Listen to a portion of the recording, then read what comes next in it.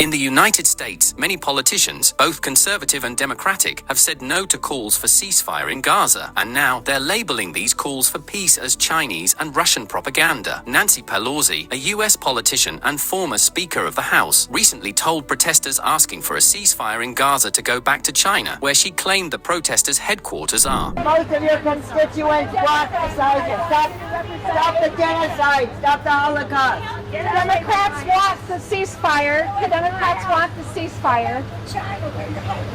The Democrats want the ceasefire. Later, she told CNN that some pro-Palestinian protesters are helping Russian President Putin with their message. Feelings they have, but we have to think about what we're doing.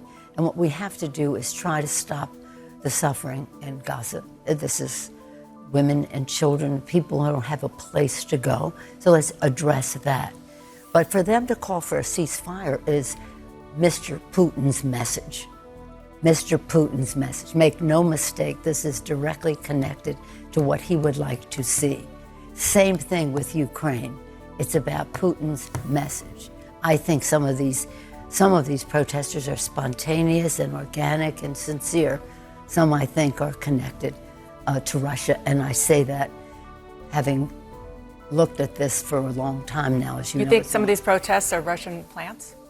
I think they're plants. I think some financing should be investigated, and I want to ask the FBI to investigate that. The Council on American-Islamic Relations criticized Ms. Pelosi for making these claims without proof. They said it's unacceptable for someone as influential as Ms. Pelosi to spread unfounded accusations against those wanting to stop civilian deaths in Gaza and find a fair solution to the conflict. But Ms. Pelosi isn't the only one. Not long ago, U.S. presidential hopeful Nikki Haley tried to connect an attack by Hamas on October 7th to Russian President Putin's birthday. Israel and did all that brutality on October 7th. October 7th is Putin's birthday. Who's the happiest person in the world right now?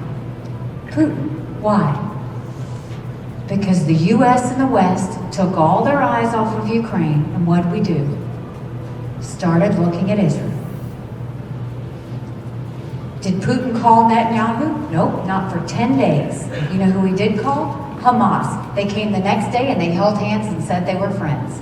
We now know the Russian intelligence is what helped Hamas know how to get through that barrier. See the connection. It's important to note that the United States has repeatedly said no to ceasefire resolutions at the United Nations Security Council. The United States does not support a permanent ceasefire in Gaza, where Israeli attacks have killed over 26,000 Palestinians, destroying families and displacing millions.